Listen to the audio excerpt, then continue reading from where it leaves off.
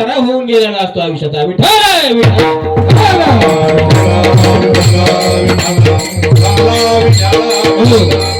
मला सांगायचं काय, या तीन गोष्टींची उकल लक्षामध्ये घ्या. साध्या भाषेमध्ये कर्म, भक्ती आणि ज्ञान या तीन गोष्टींच्या जीवावरती आपण आपलं जीवन तरून जाणार आहात.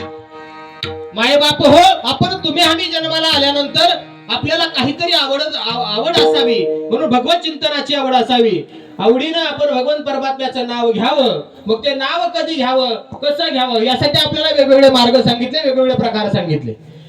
त्यामध्ये जगद्गुरु तुकोबरायांना काही साधकांनी विचारलं असावं, जगद्गुरु तुकोबराय, आम्हाला भगवान परमात्म्याच्या पदाला प्राप्त व्हायचंय, मग आम्ही काय केल्यानंतर आम्ही तिथं जाऊ, आम्ही कुठल्या साधनाचा अवलंब करावा. यासाठी जगद्गुरु तुकोबरायांना विचारल्यानंतर जगद्गुरु तुकोबरायांनी जे भक्तीचे प्रकार सांगितले, त्याच्यातल्या 2 नंबरच्या भक्तीच्या प्रकाराचं वर्णन अभंगाच्या प्रथम चरणामध्ये केलं.